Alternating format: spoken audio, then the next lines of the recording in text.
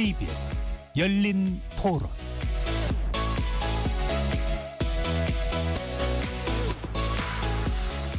안녕하십니까. KBS 열린 토론 배종찬입니다.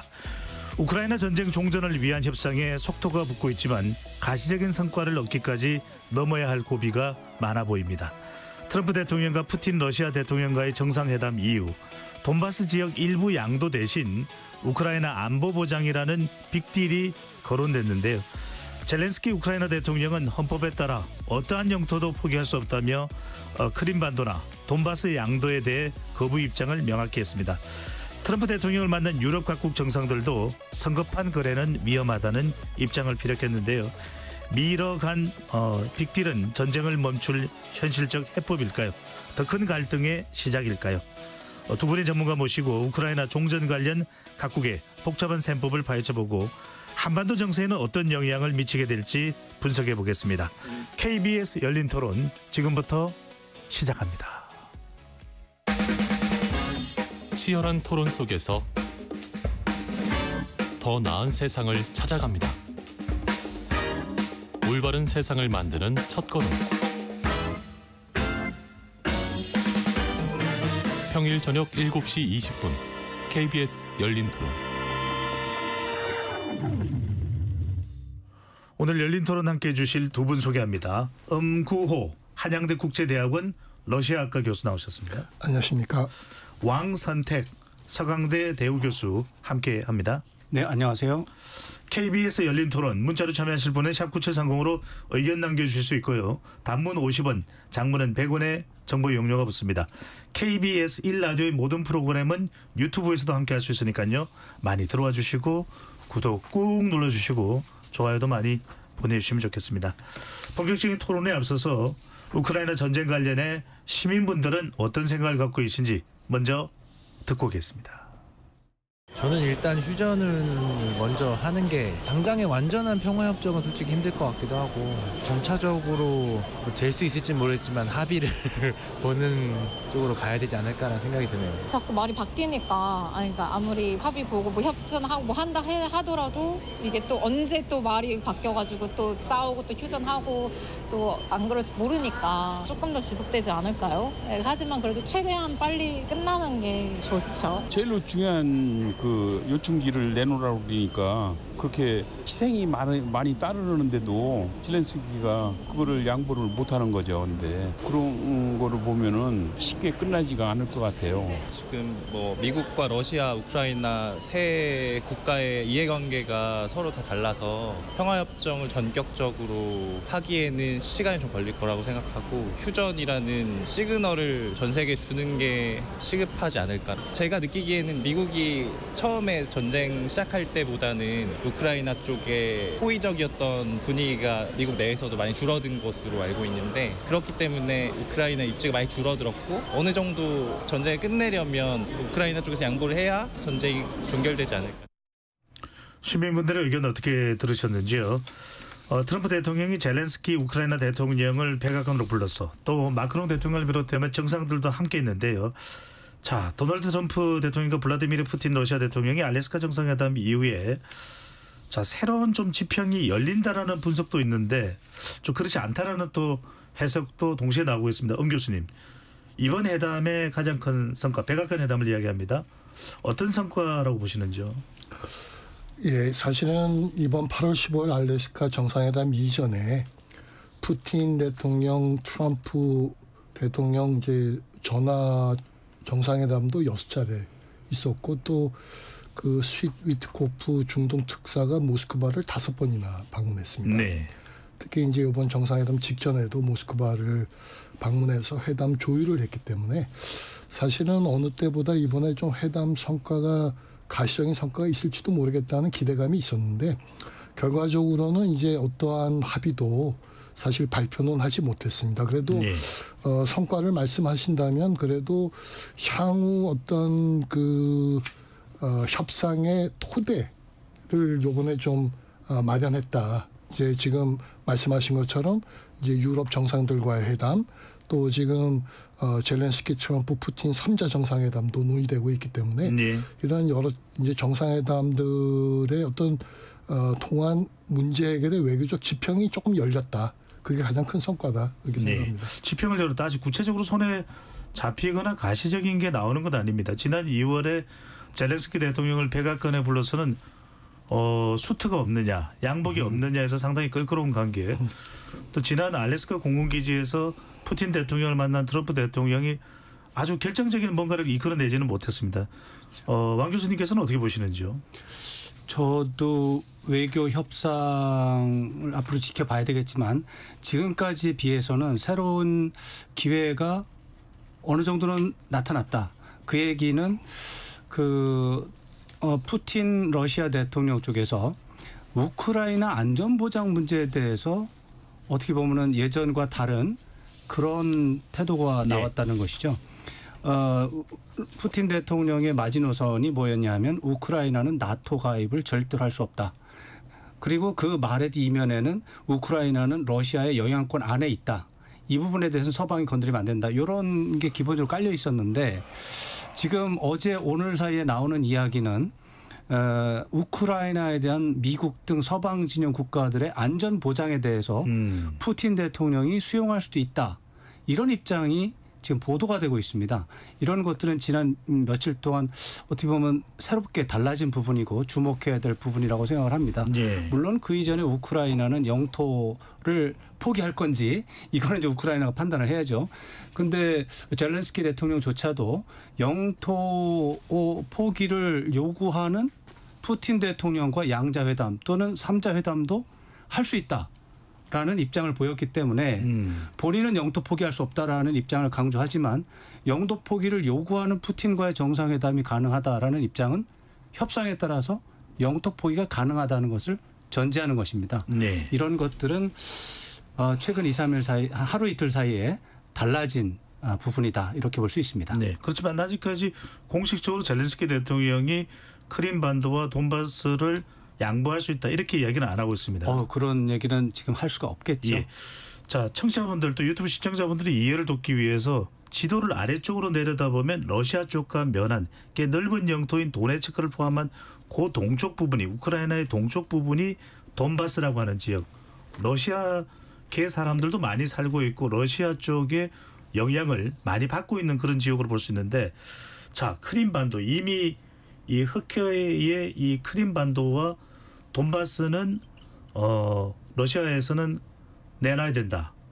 또 지금 서방 트럼프 대통령을 비롯해서 유럽 동맹국들이 이 판단하고 있는 것은 나토의 우크라이나의 나토의 집단 방위군을 또 안전 보장을 제공할 수 있다. 이게 지금 현재 논의되고 있는 핵심적인 협의 사항이라고 보면 됩니까, 엄 교수님? 협의 사항은 이제 크게 세 가지입니다. 지금 말씀하신 것처럼 우크라이나가 나토 가입을 하지 말아야 한다. 이제 두 번째는 현재 러시아가 점령하고 있는 영토의 사실상 또는 법적 인정해줘야 된다. 이제 세 번째는 종전이 된다면 우크라이나의 추가 안보, 지금 말씀하시는 것처럼 유럽군이 됐든지 미국이 됐든지 어떤 형태의 추가적 안보를 제공할 거냐. 지금 이 세 가지를 좀 동시에 해결해야 되는 거죠. 그게 지금 현재 핵심적인 논의사항으로 볼 수 있다. 자, 아직 결정되지는 않았습니다. 왕 교수님, 미국 현지에서는 얼마 전에 있었던 미러 정상회담에 대해서는 어떤 평가를 하고 있습니까? 알래스카 정상회담에 대해서는 사실 그 노딜로다가 제목이 나왔기 때문에 사실 냉소적이었죠. 원래 미국의 주요 언론들은 뭐 절반 이상의 주요 언론들은 트럼프 대통령에서 비판적인 입장을 오랫동안 견지해 왔고 트럼프 대통령이 하는 것에 대해서는 기본적으로는 부정적으로 보도를 하죠. 그런 차원에서 알래스카 정상회담은 특별히 뭐 평가할 만한 것이 없었다고 평가를 한 겁니다. 그렇기 때문에 한 3, 4일 전까지만 해도 트럼프 대통령의 어떤 평화 중재는 실패한 것이다. 앞길이 뭐 어두워졌다. 이런 식의 접근법이었는데 이번 백악관 회담을 전후해서 특히 트럼프 대통령이 이제 푸틴 대통령과 전화 통화를 한 이후에 상황이 많이 바뀐 것이죠. 그것이 바로 그 만약에 푸틴 대통령이 우크라이나에 대한 서방의 안전 보장에 대해서 수용이 된다면 네. 젤렌스키 대통령도 그러면 국민들을 설득할 수 있는 요소가 생길 수 있거든요. 나토 가입은 아니지만 나토 가입과 동일한 수준의 안전 보장이 유지가 된다면 영토 양보라고 하는 것도 가능한 옵션이다라고 하는 이런 시나리오가 이제 가시적으로 이제 나타났기 때문에 미국 언론들도 이 점에 대해서 좀 당혹스러워하는 것 같아요. 이번엔 될 수도 있나? 이런 식의 접근법이 나오고 있는데 아직까지는 냉소적이거나 회의적인 반응 정도에서 멈추고 있고 다만 다시 말씀드리지만 비난하거나 조롱하는 분위기는 사라졌습니다. 네. 일단은 지난 푸틴 대통령과 트럼프 대통령 두 사람이 만났던 알래스카 회담보다는 이번 가장 최근의 백악관 회담이 좀 진전된 모습으로 볼 수 있는데 엄 교수님.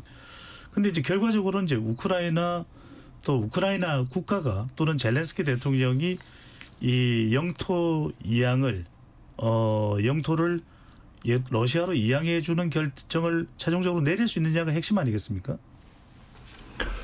예, 아마 이제 여러 사람들 이제 의견이 좀 갈릴 수는 있겠는데요.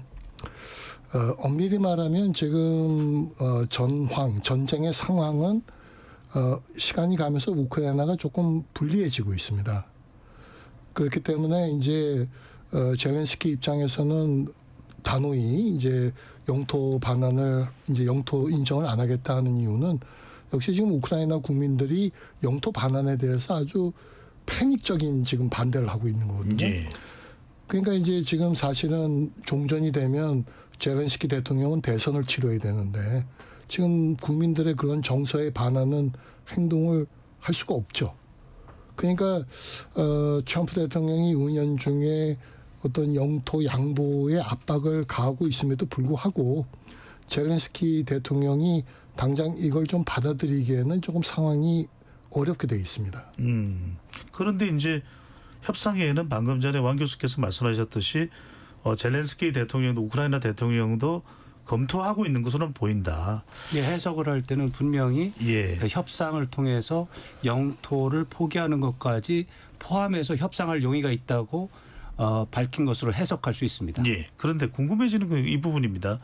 그러면 크림반도는 2014년에 이게 크림반도가 사실은 아주 중요한 땅 아니겠습니까? 우크라이나로서는. 그런데 이제 돈바스가 아무리 러시아계 사람들이 거주하고 있고 러시아에 접하고 있는 상당히 러시아의 영향력이 미치는 그런 땅이라 하더라도 일단 한번 잃고 나면 되돌릴 수 있는가 이거 궁금합니다. 그건 이제 협상에 따라서 뭐 상황이 달라질 수 있겠지만 지금 푸틴 대통령이 원하는 것은 종전입니다. 종전이라고 하는 것은 이번에 협상을 마치고 나면 더 이상의 변화가 없다는 걸 의미하는 말이 종전이고요. 예. 젤렌스키 대통령이 원하는 것은 종전이 아니고 휴전입니다. 휴전이라고 하는 것은 일단 전투가 중지가 되고 그다음에 6개월이든 1년 뒤에 어떤 일이 다시 생겨서 또 전쟁이 다시 재현이 될 수 있을지 그것에 대한 확신이 없는 상태를 말하는 겁니다. 그랬을 때 젤렌스키 대통령이 휴전을 원하는 건 너무나 당연한 것이 지금 전쟁에서 밀리고 있거든요. 지금 당장 전쟁을 멈추고 시간을 벌어서 다시 전쟁 물자를 확보해서 다시 전쟁을 이어나가기를 바라는 것이 젤렌스키 대통령의 입장이고 푸틴 대통령은 이번 참에 트럼프 대통령이 개입을 했으니까 완전히 대못을 박아버리는 종전을 해버리자. 그렇게 되는 것이죠. 그렇게 된다면 돈바스 지역은 러시아 영토로서 확정이 되고 이것은 미국과 유럽의 국가들까지 승인하는 것을 의미할 수 있습니다. 그렇게 되면은 돌려받는 다시 나중에 어떻게 될지 이런 식으로 얘기는 할 수 없죠. 네. 그러면 지금 방금 전에 왕 교수님한테 한 가지 더 확인을 할게요. 지금 이야기되는 것은 종전을 의미하는 겁니까? 휴전을 의미하는 겁니까? 두 가지가 다 있죠. 푸틴 대통령은 종전하자고 하는 겁니다. 지금 네. 휴전은 안 된다고 하는 겁니다. 젤렌스키 대통령은 종전은 안 된다고 안 되고 휴전은 된다고 하는 겁니다. 휴전하자는 겁니다. 두 사람이 말이 다릅니다. 각각 그런 이유가 있습니까? 다시 말씀드리면 전쟁 지금 현재 전투에서 우크라이나가 밀리고 있습니다.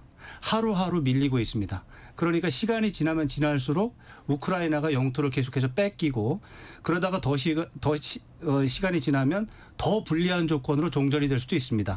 그런 것보다는 휴전을 해서 무조건 전쟁을 중지한 다음에 어느 정도 양보를 해서 중지한 다음 그다음에 시간을 벌어서 물자를 확보해서 전쟁을 다시 할 수 있다는 거죠. 그런데 푸틴 대통령은 그런 협상은 안 하겠다. 이런 입장입니다. 네. 휴전 또는 종전 또 일각에서 이야기하는 엄 교수님 평화협정은 다른 겁니까? 예, 뭐 그 단어 그대로인데요. 네. 이제 휴전은 이제 전쟁을 일시적으로 중단하는 거니까 지금 왕 교수님 말씀하시는 우크라이나가 것처럼 원하는 거고요. 예, 지금 이제 뭔가 전열을 정비하는 좀 시간을 줄 수 있기 때문에 푸틴 대통령이 결사적으로 반대하는 거고요. 이제 종전이라 하면 이제 전쟁을 이제 끝내기로 한 거죠. 근데 이제 종전에 이제 조건을 마련할 때 지금 주로 우크라이나의 이제 추가적인 안보 보장에 관한 어떤 여러 가지 조항을 당사자인 러시아, 유럽, 미국, 우크라이나 등이 각자 합의할 만한 네. 다자적인 합의를 도달할 수 있으면 그건 이제 평화협정까지 가는 거고요. 종전이 평화협정 없이도 종전이 있을 수는 있겠습니다. 네. 자, 젤렌스키 대통령하고 이제 푸틴 대통령, 트럼프 대통령까지 3자회담 가능성도 있습니다. 이야기가 계속 거론되고 있는데 엄 교수님 그러면은 이 3자회담을 했을 때 각각 러시아와 미국과 우크라이나 젤렌스키 대통령은 어떤 요구를 위해서 3자회담을 원하는 것으로 봐야 될까요? 예, 뭐 러시아 입장에서는 이제 분명한 입장이 과거에 뭐 민스크 협정이나 이런 것처럼 미국이 빠진 협정은 실효성이 별로 없다고 생각을 하기 때문에 이제 러시아 입장에서는 미국이 분명한 러시아의 안보 이익에 대한 보장을 이제 해주기를 요구하는 거고요. 네. 이제 젤렌스키 입장에서는 아까 말씀드린 대로 미국이 우크라이나의 분명한 안보 보장을 추가적인 안보 보장을 이제 해주기를 이제 원하는 거고요. 그러니까 이제 지금 3자 협상을 하시지만 엄밀히 말하면 일단 양자 협상이죠. 이제 푸틴과 젤렌스키가 만나서 네. 어느 정도 합의에 도달하면 이제 미국이 수용할 만한 여러 가지 조건인지를 푸틴이 확인한 다음에 3자 협상을 통해서 이 모든 협상의 중재와 성공은 트럼프에 의해서 이루어졌다는 걸 이제 분명히 하는 그런 이제 포맷을 트럼프 대통령이 원하는 것 같습니다. 네, 왕 교수님 근데 궁금한 건 지금에서 3자회담을 하면 푸틴 대통령은 이미 영토를 지금 많이 점령을 해놓은 상태고 그렇죠. 아쉬운 이야기를 할 수밖에 없는 사람은 젤렌스키 대통령 아니겠습니까? 러시아 푸틴 대통령을 향해서도 우리는 이거 받아들이기 힘들다든지 지금 현재 상태에서 또는 트럼프 대통령으로부터 뭔가를 좀 얻어내려고 하는 것도 젤렌스키 대통령 아닐까요? 단기적이고 부분적으로 보면 젤렌스키 대통령이 지금 몰려 있는 상황입니다. 그러나 더 큰 그림으로 보면 푸틴 대통령도 종전이 아쉬운 부분이 있습니다. 지금 러시아도 물자가 많이 부족하고요. 심지어 북한한테 전쟁 물자를 구해야 되는 부탁을 해야 되는 이런 상황에 있고요. 무엇보다도 러시아에 대한 서방 선진 강대국들의 경제 제재가 여전히 구조적으로 지금 덮여 있는 상황입니다. 네. 이 상태로 가는 것은 러시아도 제가 볼 때는 그렇게 뭐 환영할 만한 상황은 아니고 가능한 빨리 이런 문제를 해결하는 게 좋겠죠. 그런 상황에 그런 차원에서 본다면 이번에 트럼프 대통령이 문제를 해결하겠다고 나왔으니까 이번 기회에 종전이라고 하는 딱 입장을 정해놓고 그 뭐 영토 우크라이나 동부 지역에 있는 영토를 그냥 확보하는 선에서 뭐 전쟁을 끝내고 다시 국제사회로 돌아올 수 정상적으로 복귀해서 무역을 정상적으로 할 수 있다면 푸틴 대통령은 이익이라고 생각할 수 있을 겁니다. 네. 이번 백악관 회담에는 젤렌스키 대통령 외에도 유럽 정상들, 영국의 스타머 총리 또 프랑스의 마크롱 대통령도 있었습니다. 그렇습니다. 이들이 이 젤렌스키 대통령과 동행한 가장 큰 이유는 뭡니까? 지난 2월의 트라우마죠.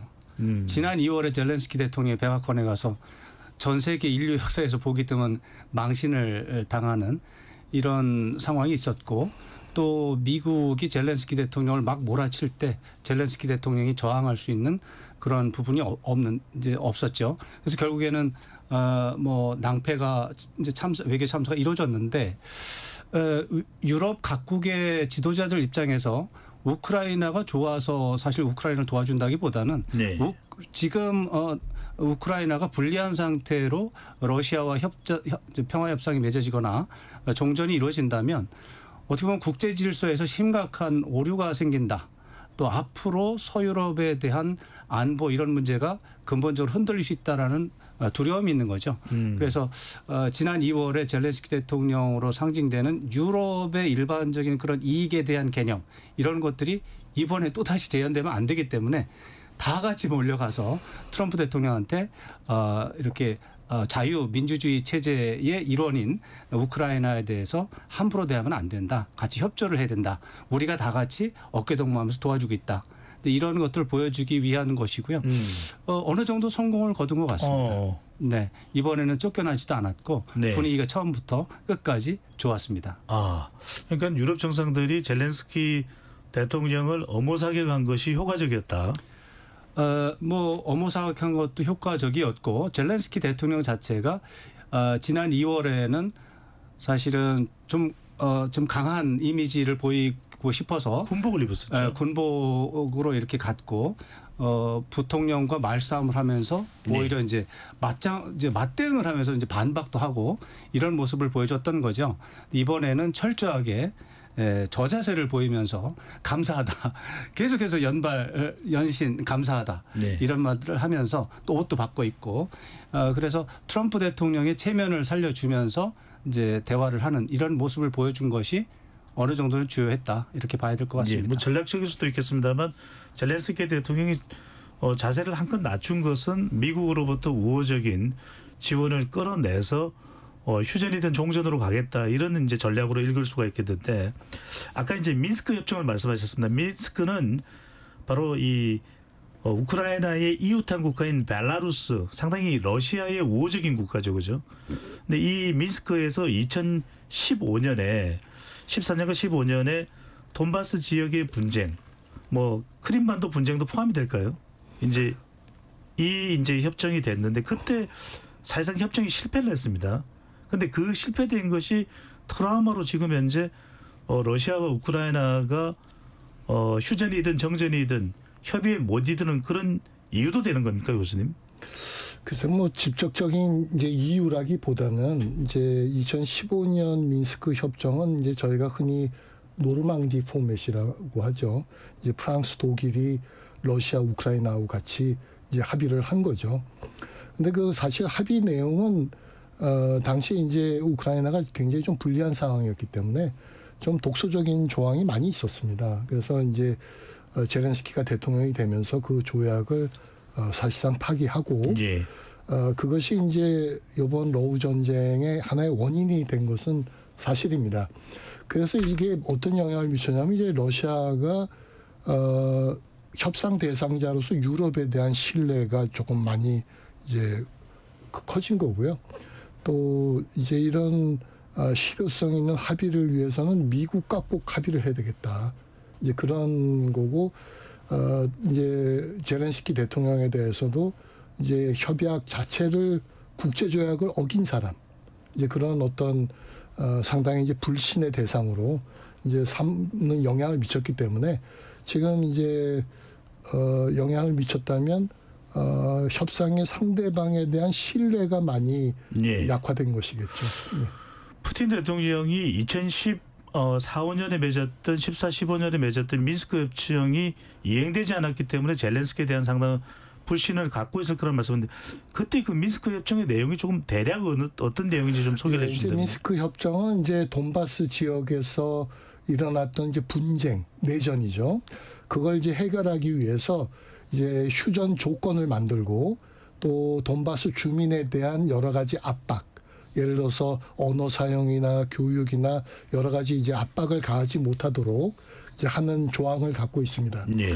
그러니까 이제 우크라이나가 갖고 있었던 통합의 정책, 같은 언어, 같은 교육 시스템을 써야 된다는 그런 통합의 정책에서 조금 벗어나 있었기 때문에 우크라이나로서는 상당히 불평등한 이제 그런 조약으로 받아들인 거고 러시아는 우리 러시아계의 민족에 대한 이제 탄압으로 받아들인 거고 이제 그것이 일종의 러우 전쟁의 갈등이 된 거고 그래서 이 러우 전쟁은 엄밀히 말하면 2022년에 시작됐다기보다는 2014년, 15년 이 미인스크 조약이 깨지면서 이미 내전이 시작되고 있었다고 보는 게 맞을 것 같습니다. 네. 미인스크 협정에 크림반도 관련된 내용은 안 들어가는 거죠? 예, 크림반도는 이미 2014년에 합병이 됐고요. 예.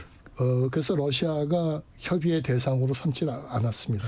이 이야기도 많이 나옵니다. 왕 교수님. 이 월스트리트 저널이 이 이야기를 한 부분인데 물론 다른 매체에서도 이야기가 나오더라고요. 우크라이나 전쟁의 두 가지 결말을 제시하면서 이제 어떤 시나리오로 가느냐. 그게 이제 두세 가지가 나오는데 그 첫 번째로는 1953년 한국 전쟁 종전 방식.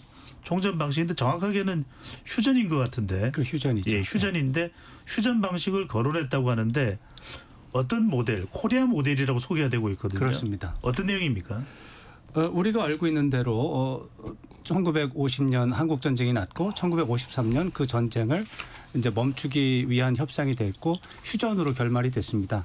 근데 그 지금 월스트리트 저널이라든가 이제 미국과 유럽의 학자들이 주목하는 부분은 휴전에 관심이 있는 겁니다. 전쟁이 났던 두 당사자가 있는데 서로가 입장이 달라가지고 휴전을 하긴 해야 되는데 종전을 하긴 해야 되는데 멈추지를 않는 거죠. 네. 그랬을 때 결국에는 강대국이 개입을 해서 지금 상태에서 무조건 전쟁을 중지한 상태에서 안전보장은 강대국이 특히 한국에 대해서 미국이 한국에 들어와서 안전보장을 책임진다. 그러니까 한국은 그걸 받아들였다. 이런 식의 이제 얘기를 하는 거고요. 그러니까 영토를 빼앗겼지만 휴전이라고 하는 말은 종전과 다른 게 아까 또 말씀드렸지만 휴전을 하게 되면 나중에 언젠가 수복할 수 있는 기회가 있다는 가능성을 살려두는 개념입니다. 그러면 국내 청중들을 설득할 수 있는 어느 정도의 요인이 생기는 거죠. 그런 상태에서 그런 의미에서 서방 언론이나 전문가들이 주목하는 한국 모델의 특성은 휴전입니다. 그 전쟁을 그 상태에서 전투가 벌어지는 그 협작 그 서명을 하는 날 그날 경계선으로 그냥 딱 멈춰버리는 거죠. 그러고 안전보장은 강대국 특히 미국이 책임진다. 이게 한국 모델의 중요한 내용이고요. 근데 이제 말씀하시다시피 월스트리트 저널도 그렇지만 대부분의 언론들이 그게 첫 번째 모델이고 두 번째 모델은 뭐냐. 지리하게 전쟁이 지속되면서 네. 우크라이나는 결국 러시아에 예속된다라는 시나리오입니다. 이러기 때문에 우크라이나 입장에서 본다면 안타깝게도 그나마 한국 모델이 그나마 낫다. 근데 이런 식의 결론인데 우크라이나 쪽으로 보면 참 안타까운 평론이 되겠습니다. 네, 지금 왕 교수님께서 우크라이나로 봐서는 좀 안타까운 평론이라는 말씀을 주신 것은 러시아가 지금 상당한 땅을 점령을 한 상태에서 돈바스도 그렇고 도네츠크 또 돈바스에 다 포함이 되는 거죠.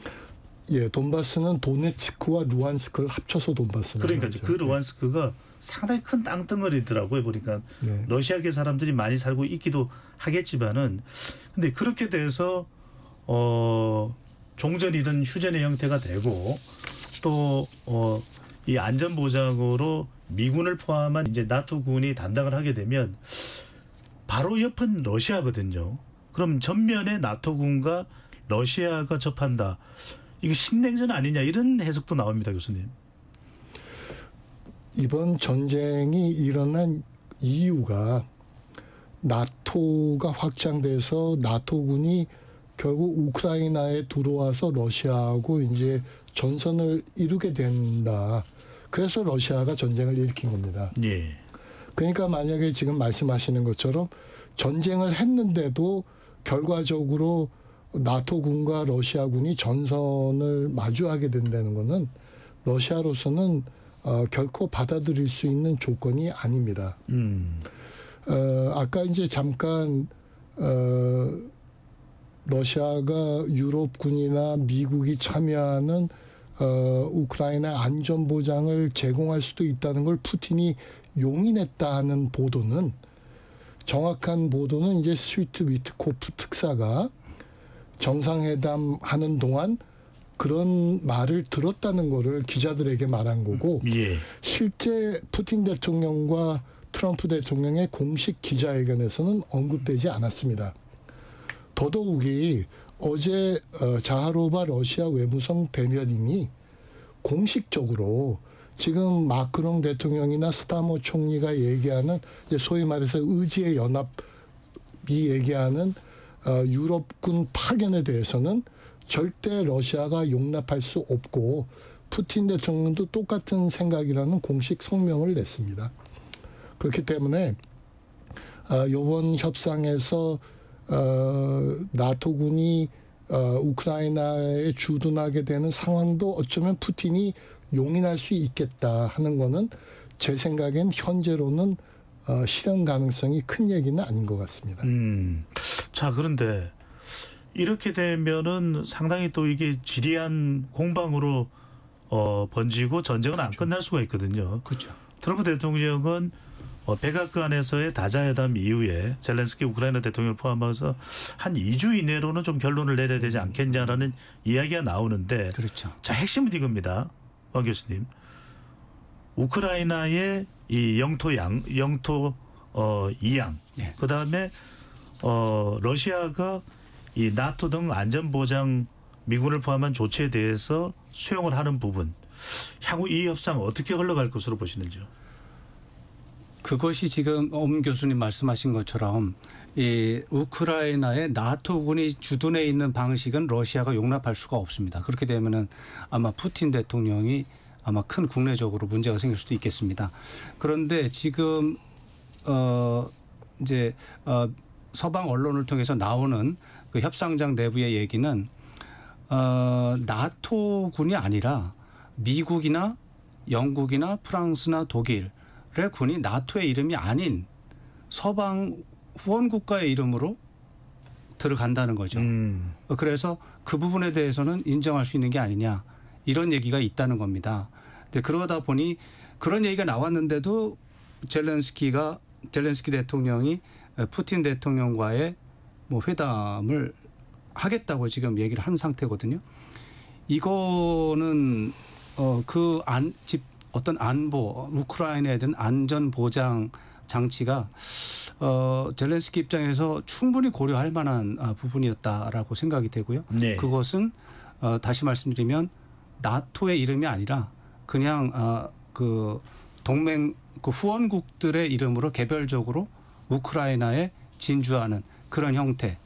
그 어떻게 보면은 뭐 양두구역이 될 수도 있겠는데 그런 그림을 지금 그리고 있는 게 아닌가, 저는 그렇게 상황을 보고 있습니다. 영토 이양 부분은 어떻게 보시고, 이것도 사실상 뭐 헌법에 따른다면은 국민 투표를 거쳐야 될 수도 있고, 우크라이나 국민들의 상당히 지역에 따른 반발의 강도가 다를 수도 있는데, 정식적으로 본다면 뭐 우크라이나 쪽에서 전혀 수용할 수 없는 요구죠.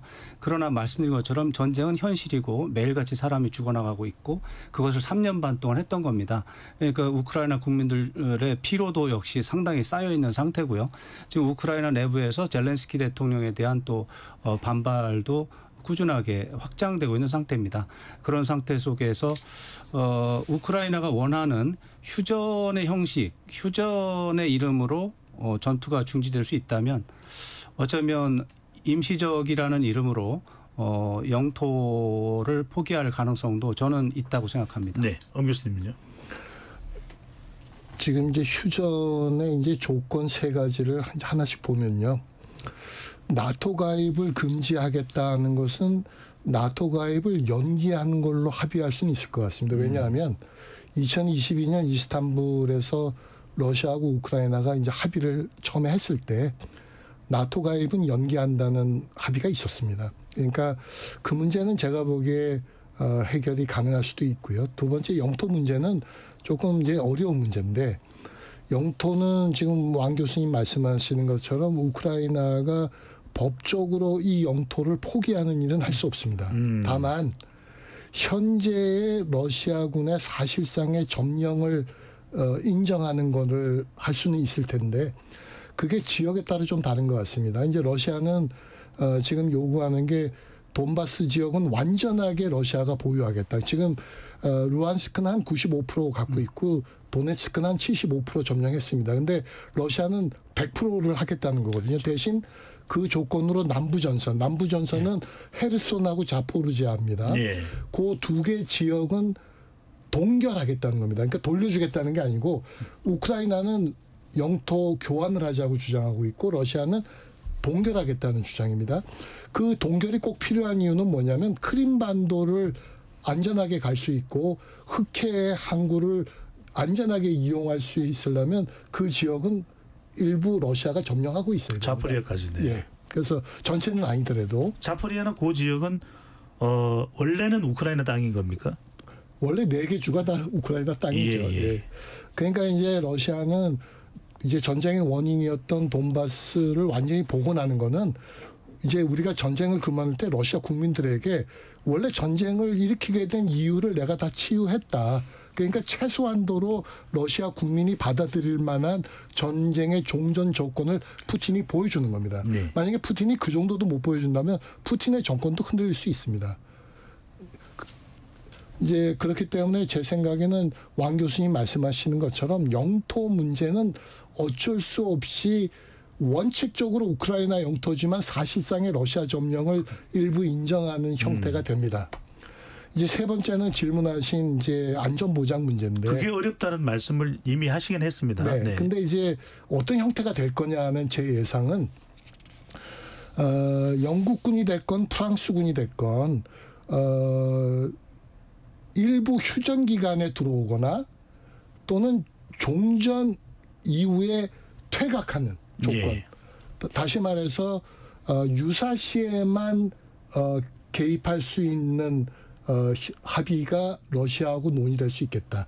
상시 주둔은 절대 러시아가 받아들이는 합의를 하기는 어렵다. 그래서 이 세 가지를 러시아 주장만 너무 받아들이는 거 아니냐 하는 이제 서구 유럽의 입장이 있는 거고요. 네.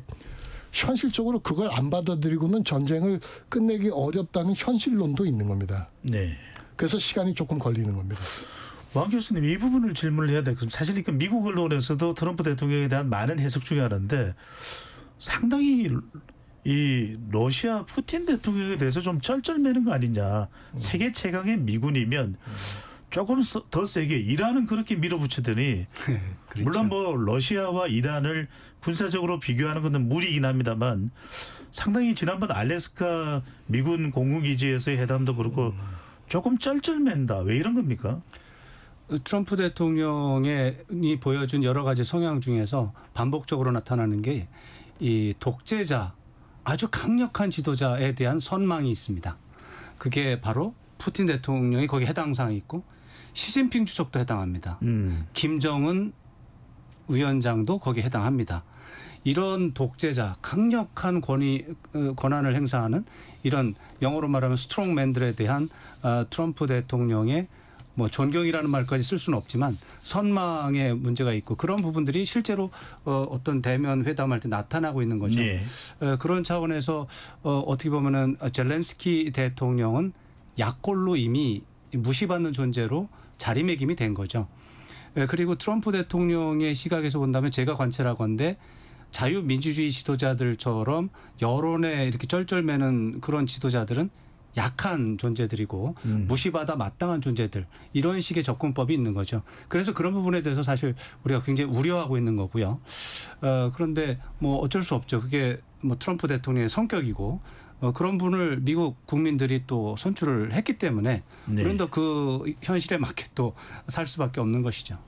엄 교수님 어떤 이유입니까? 궁금해서요. 왜냐하면은 이란 문제는 그렇게 신속하게 아주 급속도로 처리했는데 2016년 대선에서 뭐 일부에서 이야기하는 힐러리 클린턴과 관련된 메일 정보 관련된 약점이 잡혀 있다. 뭐 이런 이유도 있는 겁니까? 이제 뭐 그런 이유까지는 이제 제가 알기는 어려울 것 같고요. 이제 푸틴 대통령과 트럼프 대통령은 이제 지난 1기 때도 서로 이제 제네바 정상회담이나 이제 그런 제네바 정상회담 때 똑같은 평가가 나왔습니다. 굴욕적인 회담이다. 이제 그런 평가가 나왔었기 때문에 많은 사람들이 트럼프가 왜 푸틴에 이렇게 쩔쩔매느냐 좀 그런 궁금증을 갖고 있는 것 같습니다. 예. 제가 좀 좋게 해석하면 트럼프 대통령은 이제 조금 문제 해결에 굉장히 중심을 두는 것 같아요. 그러니까 아무리 독재자라도 문제 해결을 위해서라면 이번에 뭐 B2 폭격기나 이런 에어쇼를 한다든가 이런 것처럼 뭔가 그 사람을 합의에 좀 이끌어내도록 좀 그런 자세를 이제 보이는 것 같고, 이제 또 하나는 역시 이제 확인될 수는 없지만 지난 이제 일기 때 그 사위라든지 뭐 여러 사람들이 좀 러시아 비즈니스에 좀 깊이 관련돼 있어서 네. 조금 러시아 쪽과 좀 그런 점이 있을 수도 있겠다 하는 평가도 있는 것 같습니다. 근데 제가 보기에는 이제 트럼프 대통령이 이번에 본인이 6개 전쟁을 해결했다고 그러지 않았습니까? 아마 트럼프 대통령은 이번 전쟁은 바이든의 실책이고 내가 바이든의 실책을 교정하는 해결사라는 이미지를 국민들에게 좀 보여주고 싶은 것 같아요. 알겠습니다. 미국 언론에서 나오는 내용이라서 여쭤봤습니다. 잠시 참여 안내 로고 듣고 KBS 열린 토론 2부로 돌아오겠습니다.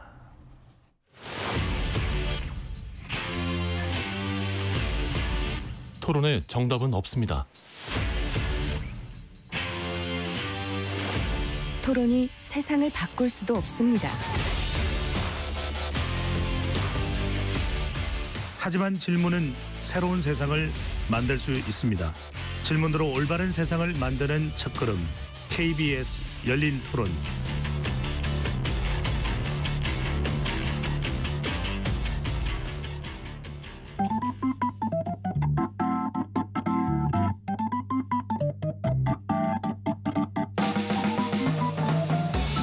세상을 바꾸는 질문, 열린 토론이 시작합니다. KBS 열린 토론은 언제나 열려 있습니다. 단문 50원, 장문 100원의 유료 문자 샵 9730, 그리고 KBS 어플리케이션 콩으로 여러분의 의견을 남겨주세요. KBS 열린 토론, 우크라이나 전쟁 종전 방안과 향후 북러관계 전망 2부 이어가겠습니다. 스튜디오에 왕선택 서강대 대우교수, 엄구호 한양대 국제대학원 러시아과 교수 두 분과 함께하고 있습니다. 왕 교수님, 네. 지금 러시아 우크라이나 전선에 파병되어 있는 북한군이 한 몇 명 정도 됩니까? 지난해 말 기준으로 해서 뭐 12,000명 전후였다고 하고요. 네.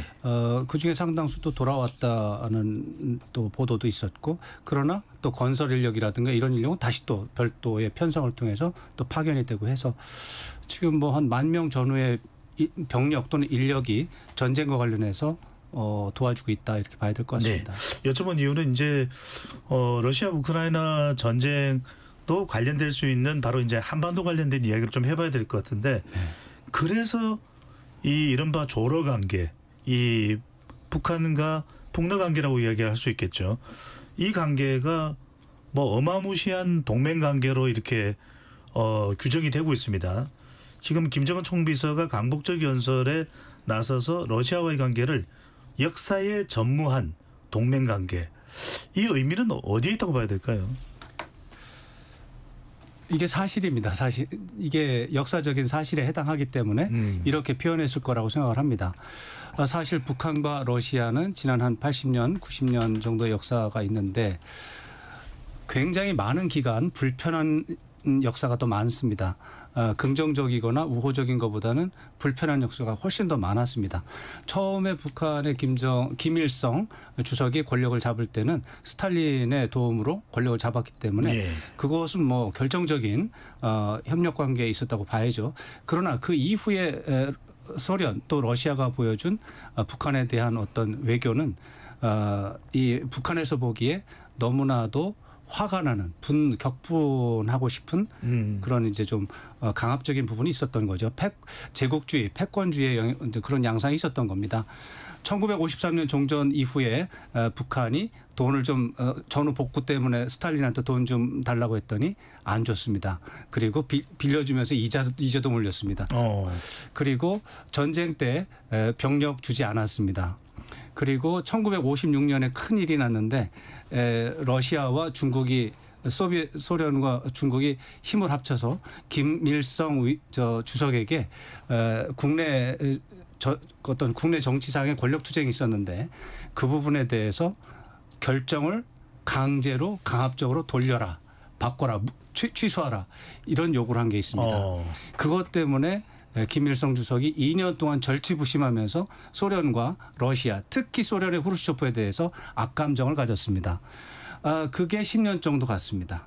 그 이후에 또 김정일 국방위원장 때도 푸틴 대통령이 뭐 도와주겠다고 했지만 실제 역사는 러시아는 한국과의 경제 교류에 더 많은 노력을 기울였습니다. 또 육자회담 북핵 문제에서 러시아가 보여준 행태는 북한을 편드는 게 아니라 오히려 비핵화라고 하는 NPT의 기본적인 입장을 더 선호했습니다. 지금 말씀드린 이런 사례가 뭐 50년, 60년 계속 반복이 되고 있습니다. 그런 차원에서 지난번 2023년, 2024년 북한과 러시아의 접근 그리고 24년 6월에 조약을 맺은 것은 그야말로 엄청난 뭐 외교 정책의 변화라고 볼 수 있고 북한 입장에서는 큰 의미를 부여할 수 있다고 볼 수 있습니다. 예. 다만 이제 그런 것들이 이제 역사를 단순하게 반영한 것은 아니고 제가 볼 때는 이렇게 북한이 큰 결심을 해서 북러 동맹 관계를 맺고 도와줬으니 러시아가 그만큼 북한에 대해서 경제적, 군사적 지원을 해야 한다. 지금까지 뭐 반대급부로 보내준 것은 마음에 들지 않는다. 더 많이 달라라고 하는 강력한 요구로 저는 들립니다. 네. 북한이 간절을 했겠죠. 왜냐하면 여러 가지 유엔 제재 결의를 받고 있는 상황에서 경제적으로는 중국으로부터 뭐 지원을 받는다 하더라도 군사 또 기술상으로는 러시아가 필요했을 수 있으니까요. 엄 교수님, 그런데 지금 뭐 융숭하게 대접을 합니다. 푸틴 대통령의 측근인 볼로딘 하원 의장이 직접 방북해서 금수산 태양궁전까지 참배를 했습니다. 북한은 그렇다 치고 러시아는 왜 이렇게 북한과의 우위 관계를 깊숙이 하는 이유가 있습니까? 우선 이제 전략 차원이 있는 것 같습니다. 이제 러시아는 나토가 IP4, 그러니까 한국, 일본, 호주, 뉴질랜드와 연결되는 글로벌 안보 구조가 될 거라고 보고 있고, 이제 그거에 대항하기 위해서 신유라시아 안보 협력 구조라는 이제 구상을 이제 발표했는데, 이제 그게 유라시아 국가나 아태의 중심 국가들과의 안보 협력 구조를 이제 새롭게 하는 건데, 거기에 미국을 괴롭힐 수 있는 핵심 파트너로 북한을 상정하고 있는 겁니다. 그래서 전쟁이 끝나더라도 북러 지속 가능성이 있는 이유는 이러한 러시아의 전략적 이익과 북한의 전략이 상성이 있다는 거죠.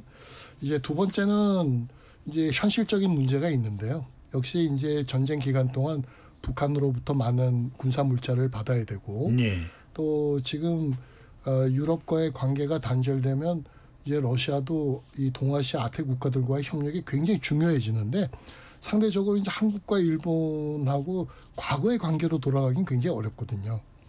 그러니까 이런 러시아 극동이나 북극 항로 이런 개발 사업에 있어서 북한도 이제 하나의 파트너가 될 수 있다는 인식을 갖고 있는 것 같습니다. 그래서 그런 이제 현실적 이익까지 더해져서 지금 이제 러시아가 북한에 대해서 이제 상당히 전례 없는, 지금 말씀하신 것처럼 그런 이제 반응을 하고 있는 것 같습니다. 네.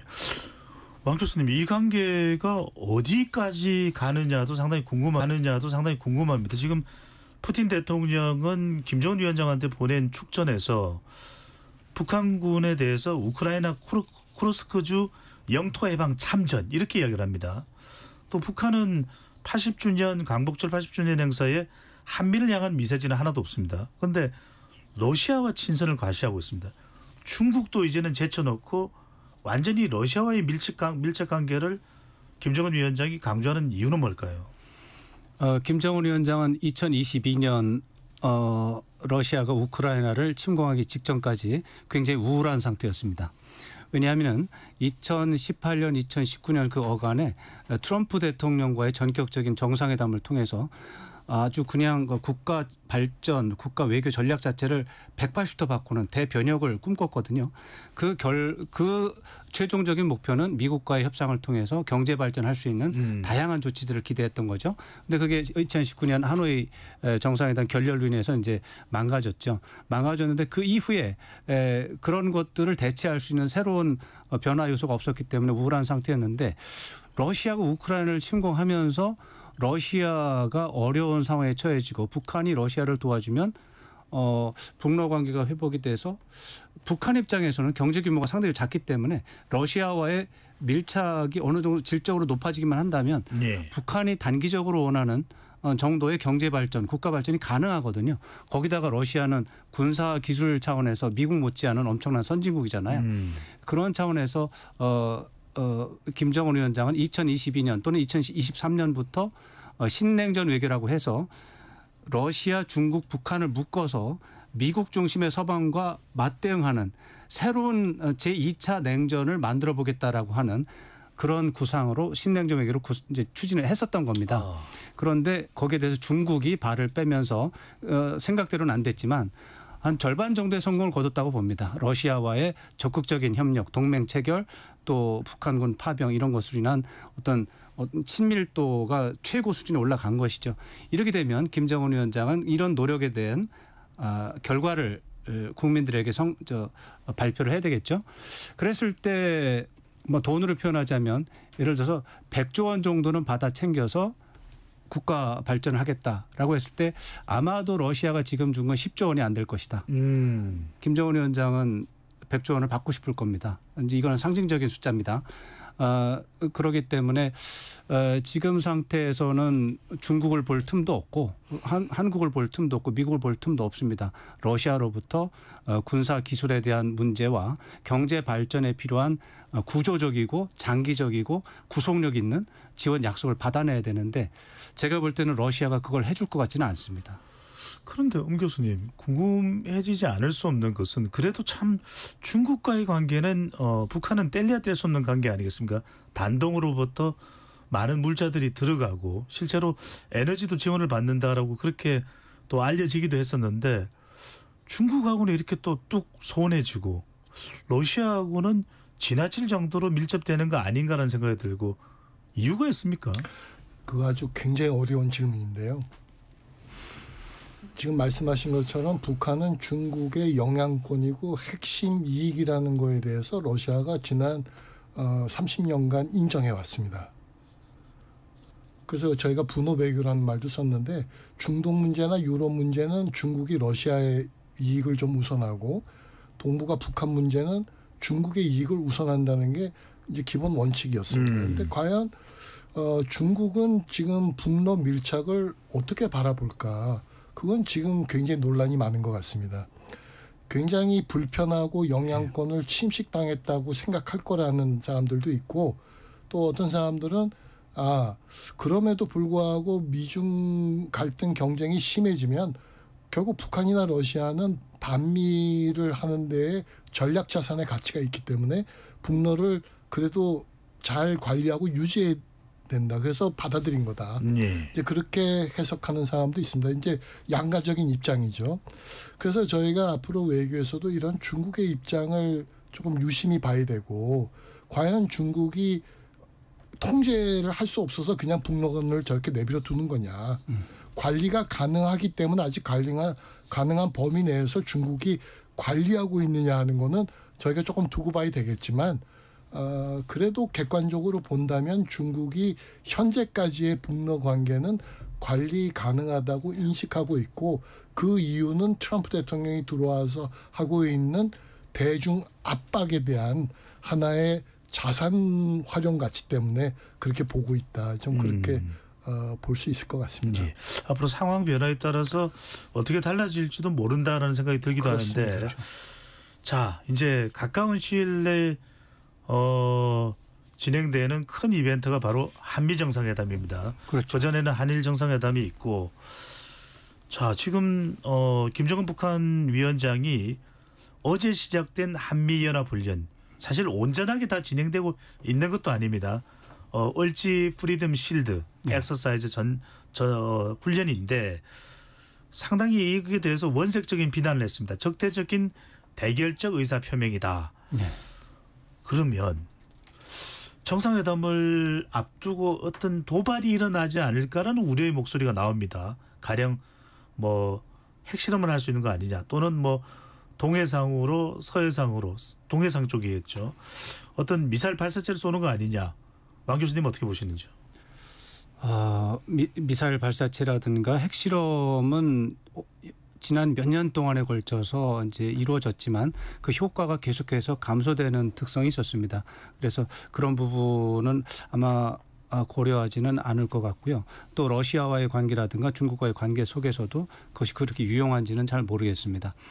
그럼에도 불구하고 한 가지 특징적인 것은 최근에 김정은 위원장이 보여준 남한의 한국에 대한 태도는 무시였습니다. 무시가 가장 큰 중심적인 개념이었는데 이번에 사실은 비난 쪽으로 말을 했지만 예. 무시가 아니라 비난을 한 것은 오랫동안 북한이 보여온 화법에 따르면 관심의 표현으로 해석할 수도 있습니다. 네, 저는 사실 제가 이제 북한 문제를 다룬 지가 이제 25년 정도 됐다고 볼 수 있는데 북한의 화법은 이 정도 되는 것은 새로운 이재명 정부와의 대화 가능성에 대해서 의사타진을 하고 있다. 아니면은 길들이기 앞으로 뭐 6개월 이후 아니면 1년 이후에 대화가 재개되는 그런 시나리오에 대비해서 이재명 정부에 대해서 그 북한의 마지노선이 무엇인지 넘어서는 안 될 레드라인이 무엇인지를 보여주는 그런 특성을 저는 느끼고 있고요. 한미연합군사훈련에 대한 북한의 불쾌감은 이 정도니까 이번에는 모르겠지만 다음은 용인 안 한다라는 메시지가 배경에 깔려 있고 그 넘어서는 이것을 이런 부분에 대해서 호응해 온다면 남북관계도 달라질 수 있다라고 하는 메시지가 배경에 깔려 있다. 저는 그렇게 보고 있습니다. 옹 교수님께 이 부분을 좀 여쭤보겠습니다. 이재명 대통령이 이제 이 백악관을 가면 남북관계 이야기할 때 북한이 상당히 러시아와 가깝다. 그래서 이런 핵이라든지 미사일과 관련된 고도의 기술을 또 지원을 받을 가능성도 있다. 이런 북러 밀착 관계가 한미 간의 이 남북 문제를 이야기할 때는 비핵화가 상당히 또 중요한 이슈 아니겠습니까? 어떤 영향을 줄까요? 예, 지금 이제 미국에서도 이제 군에서는 이 북러 밀착 자체가 한국과 미국의 상당히 이제 위협적인 요인이라는 데 대해서는 한국과 미국 사이에 이견이 없는 것 같습니다. 그리고 실제로 북한과 러시아가 군사 기술을 제공하고 있다는 증거도 조금 있는 것 같습니다. 뭐 조기 경보기라든지 방공망 공장이라든지 뭐 이런 몇 가지 이제 사례도 있고 또 북한이 러시아는 지금 북한이 사실상 핵 보유 국가며 대북 제재는 무력화해야 된다는 또 그런 입장도 보여주고 있기 때문에 한반도 비핵화 협상에 상당히 또 부정적인 영향을 미치는 부분이 있습니다.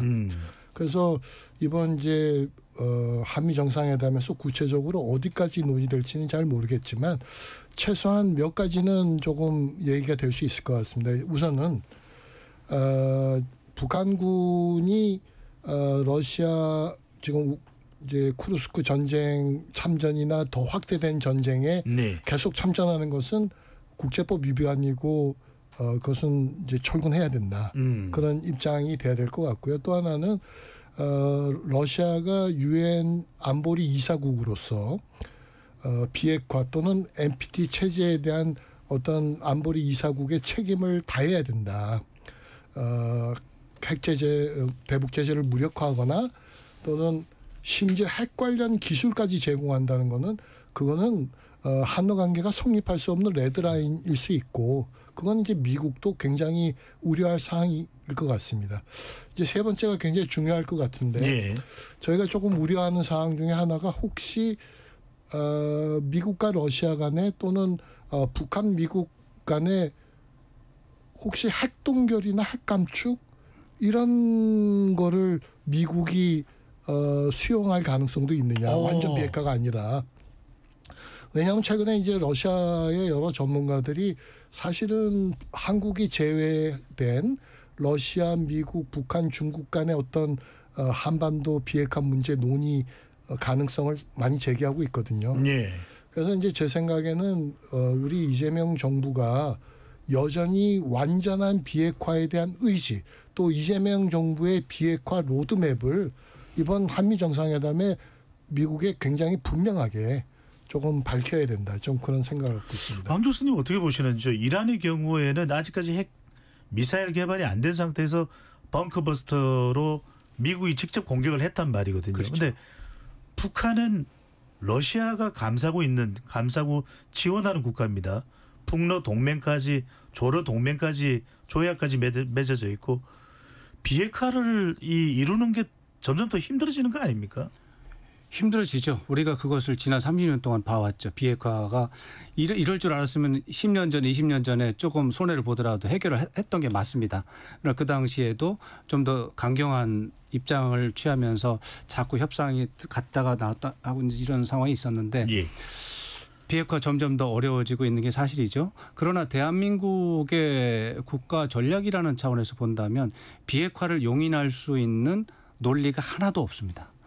그렇기 때문에 대한민국은 상황이 어떻게 돌아가든 말든 간에 대한민국은 비핵화를 용인할 수 없다라고 이런 부분에서 명확해야 되는데 다만 현실적으로 안 되는 걸 가지고 또 끊임없이 얘기를 했을 때 또 안 되는 부분도 있으니까 유연한 태도를 보일 부분도 있을 것 같습니다. 그 부분은 어떻게 보면 지난 또 북핵 협상에서 나온 답을 찾을 수가 있는데 북핵 문제는 언제나 단계적으로 해결하는 게 정답이다라고 하는 또 교훈이 있습니다. 예. 지혜가 있습니다. 북핵 문제를 해결하는데 많은 사람이 의견이 다르지만 아무리 빨라도 10년 이내는 안 된다는 겁니다. 그렇게 됐을 때 비핵화라는 말은 단계적으로 봤을 때 2단계의 위치를 주고 1단계에서는 동결, 감축으로 가되 이것을 최종적인 목표는 비핵화라고 하는 것을 서로가 확인하는 프로세스만 있다면 그러면 동결이나 감축이라는 용어에 대해서도 받아들일 수 있는 여지가 되는 거죠. 사실은 1994년 10월 기본 합의문이 바로 그런 정신에서 비롯된 겁니다. 최종적으로는 비핵화가 완전한 목표고 최종적인 목표지만 핵 동결에 합의를 한 게 기본 합의문이거든요. 그런 것들을 원용을 해서 원칙은 분명히 하되 실질적으로 협상은 유연성을 발휘해서 실질적인 평화를 달성하는 또 실질적인 비핵화로 이행하는 그런 것을 찾아내는 그런 전략이 지금 우리에게 필요한 것 같고요. 네. 조금 아까 엄 교수님께서 말씀하신 것처럼 이 과정에서 최종적으로 비핵화가 우리의 목표다라는 것을 미국과 한국이 공통적으로 확인하고 공감하지 않으면 어느 순간 협상을 진행하다 틀어질 수 있습니다. 그것은 막아야 됩니다. 그러기 위해서는 한미 동맹은 그 어느 때보다도 철저하게 긴밀하게 협의하고 합의하는 이런 노력이 필요하겠습니다. 홍 교수님 요즘에 뭐 한러 관계 이야기를 잘 안 합니다. 그런데 만약에 상당히 이 외교 관계가 복원됐을 때 러시아와의 관계가 뭐 아주 나쁘진 않았거든요. 그러면 우리가 러시아 관계가 다시 또 우크라이나 전쟁 때문에 좀 소원해지고 했는지는 모르겠지만 복원이 되면 우크라이나에 대해서도 한반도 비핵화에 러시아도 참여해달라 이렇게 요구할 수 있는 건가요? 그리고 러시아가 얼마나 적극적으로 참여해줄 가능성도 있는 겁니까? 한국 지금 외교 또 비핵화 외교의 가장 이제 이상적인 형태는 2017년 형태입니다. 이제 안보리 러시아, 중국 모두가 대북 제재에 참여하면서 NPT 체제 유지에 대한 합의를 이제 이루는 거죠. 그러니까 지금 한러 관계 복원에 이제 북러 밀착이 장애 요인인 건 맞습니다. 예. 그럼에도 불구하고 지금 한국이 대러 외교를 해야 되는 이제 큰 이유 중에 하나는 우선은 북러 관계가 너무 과도하게 그렇게 군사적으로 밀착하는 거에 제동도 걸어야 되고 또 하나는 지금 비핵화 문제에서 러시아가 유엔 안보리 이사국으로서가 아니라 북한의 핵 어떤 이제 백업 예, 지원을 해주는 지원자로서 그렇게 가지 않도록 과거에 전향적인 비핵화 입장으로 돌아오도록 한러 관계를 만들어야 되는 것도 저희가 대러 외교의 굉장히 중요한 과제죠. 네. KBS 열린 토론 러시아 우크라이나 전쟁 이 휴전이냐 종전이냐 또는 평화협정이냐 어떻게 돼가는 것과 이것이 한반도의 이 관계에서는 지정학적인 영향이 어떤 영향을 미칠지에 대한 부분을 논해보고 있는데 토론을 거의 마무리해갈 시간입니다. 또 하나 중요한 게 지적되는 것이 바로 러우 전쟁이 끝나고 나면 그 재건 우리도 상당히 많이 우크라이나를 인도적 차원에서 지원하지 않았습니까? 재건 사업에 참여하고 우리의 이익을 여하튼 챙길 수 있을지 여부가 중요한데 두 분 짧게 그 부분 한 말씀 해주시고 마무리를 하겠습니다. 왕 교수님 어떻게 될까요? 네, 그런 부분에 대해서 당연히 대한민국은 참여를 할 수밖에 없을 겁니다. 왜냐하면 그런 재건 사업이라든가 이런 그 대규모 프로젝트에 대해서 한국만큼 최적화되어 있는 나라도 찾기 어려울 겁니다. 그런 차원에서 참가를 해야 되는데 다만 이제 러시아와의 외교 또 중국과의 외교 전 세계 지구촌 전체 차원에서 대한민국의 외교의 정체성이 무엇이고 대한민국이 어떤 식으로 국제 평화에 기여하는지에 대한 어떤 내러티브 설명 요소들을 이런 것들을 좀 갖춰놓은 상태에서 가야지 만약에 잘못했다가는 이게 어떤 중심이 흔들리고 사방팔방에서 손가락질을 받는 이런 상황도 생길 수가 있을 겁니다. 예를 들어서 지금 유럽 서방 선진국 유럽의 국가들은 우크라이나와 지금 같은 몸으로 지금 전쟁을 하고 있지 않습니까? 그런데 우리는 거기에 참여를 제한적으로 했단 말이죠. 이런 상태에서 재건이라는 말이 나왔을 때 우리가 어떤 스탠스를 취할지 이런 부분에 대해서 우리가 좀 더 큰 그림을 가지고 외교 전략의 중심을 정체성을 세워놓고 알겠습니다. 논리를 만들어 나가면 좋겠다. 네. 이렇게 생각합니다. 교수님 한 1분 정도 시간이 됩니다. 예, 우크라이나 재건 수요가 높은 지역은 사실은 제일 많이 파괴된 지금 4개 주 러시아가 점령하고 있는 지역입니다. 돈바스 지역. 예, 그렇습니다. 그래서 아이러니하게도 우크라이나 재건의 가장 수요가 높은 지역은 이제 종전이 어떤 형태로 되는가를 봐야 되지만 사실은 우크라이나 재건 사업이 아닐 수도 있습니다. 우리가 이제 우크라이나 재건 사업 참여는 꼭 기업의 이익 차원뿐만은 아니고요. 예. 저희 이제 국제 규범 또 국제 공조라는 차원이 있고 다만 러시아 재건 사업을 한국이 이제 어떻게 할지에 대해서는 좀 어려운 문제인데요. 현재로는 지금 여러 가지 국제 정세나 한러 관계를 고려해 볼 때 우리가 직접적인 러시아 재건 사업 참여는 당분간은 좀 어려울 거다 이제 그렇게 생각하고 있습니다. 네. 많은 광물들이 바로 지금 러시아가 점령하고 있는 그 지역에 있다고 해서 어떻게 우리가 그 기회를 살려야 될지도 앞으로 중요할 것으로 보입니다. 오늘 KBS 열린 토론 이것으로 모두 마무리하겠습니다. 오늘 함께해 주신 엄구호 한양대 국제대학원 러시아학과 교수 왕성택 서강대 대우교수 두 분 말씀 고맙습니다. 감사합니다. 고맙습니다. 지금까지 KBS 열린 토론 배종찬이었습니다.